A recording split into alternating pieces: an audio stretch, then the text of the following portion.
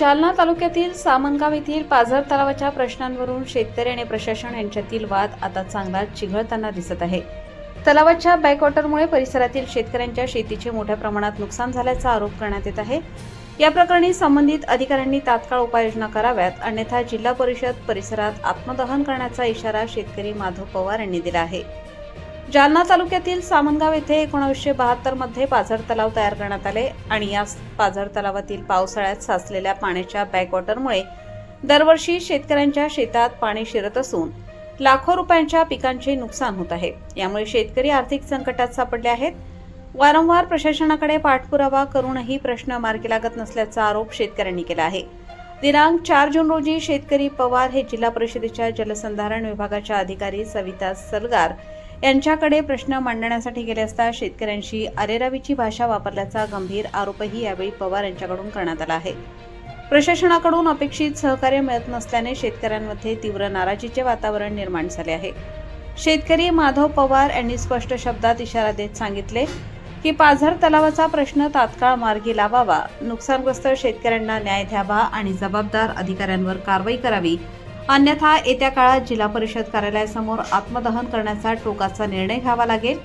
या गंभीर इशाऱ्यानंतर जिल्हा प्रशासन आणि जलसंधारण विभाग कोणती भूमिका घेतात, तसेच शेतकऱ्यांच्या मागण्यांवर काय निर्णय घेतला जातो, याकडे संपूर्ण जिल्ह्याचे लक्ष लागले आहे।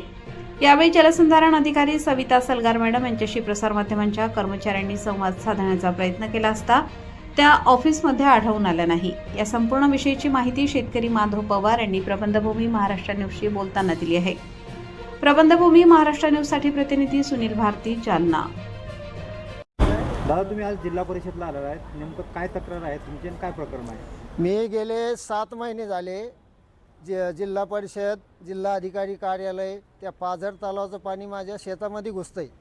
2016 ते 2025 दरवर्षी माझं 10 ते 11 लाखाचं नुकसान होतं आहे। 2 वेळेस निवासी उपजिल्हा अधिकारी यांनी यांची मीटिंग लावली की रेकॉर्ड शोधा। जिल्हा परिषद कार्यालय सांगतं आमच्याकडे कोणताही रेकॉर्ड नाही।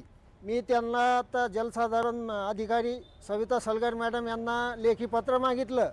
त्यांनी थोडी माझ्यावर दादागिरीची भाषा वापरली, तुम्हाला काय आत्महत्या करा, मी लेखी काही देत नाही, तुम्हाला जे करायचं ते करा आणि तुम्ही माझ्या कामागे लागले। हे अधिकारी आहे म्हणून आम्ही तुमच्याकडे चक्रा मारतोय। आमची तुमची काही वैयक्तिक दुश्मनी आहे का? तुमचा आणि आमचा काही बांधाला बांध आहे? मी न्यायासाठी 7 महिने फिरतोय फक्त पाणी काढण्यासाठी पाझर तलावाचं। साधा तो जर न्याय एका शेतकऱ्याला भेटत नाही, मग न्याय व्यवस्था आहे का काय? मला सविस्तर सांगा की पाझर तलाव कुठं आहे, तुमची जमीन किती? सामनगाव येथे 1972ला पाझर तलाव झालेला आहे। त्याचं रेकॉर्ड लघुपाट बंधारे विभाग यांनी जिल्हा परिषद कार्यालयाला हस्तांतरित केलेला आहे। जिल्हा परिषद कार्यालयाने त्याची 2 वेळेस दुरुस्तीसुद्धा केलेली आहे। 15 ते 20 लाख रुपये त्याच्यावर खर्च केलेले आहे। मग यांचा पाझर तलावच नाही, मग हे दुरुस्ती का करतात? यांचा हद्दीत तो पाझर तलावच नाही, मग हे दुरुस्ती कोणत्या अधिकाऱ्यांनी करताय? जिल्हा परिषद कार्यालय। त्यामध्ये उपजिल्हाधिकारी जे निवासी आहेत त्यांनी काय आदेश दिलेले होते? शशिकांत हदगल साहेब, निवासी उपजिल्हा अधिकारी यांनी दोन वेळेस मीटिंग लावली। SDM ऑफिस, जिल्हा परिषद कार्यालय, लघुपाट बंधारे, सगळे तलाठी मंडळ अधिकारी यांना 2दा बोलून त्यांना रेकॉर्ड शोधण्याचे आदेश दिले। यांनी 7 महिन्यामध्ये एकही कागद आतापर्यंत शोधला नाही आणि त्यांच्याकडे आलो तर ते म्हणते तुम्ही माझ्या का मागं लागलात? मी माझा न्याय मागण्यासाठी कार्यालयाचं चक्रा मारून बेजार आहे। आता जून महिना लागला, पाऊस जर पडला तर माझं जे गेल्या वर्षी नुकसान झालं त्याच पद्धतीनं यावर्षी सुद्धा नुकसान होणार आहे।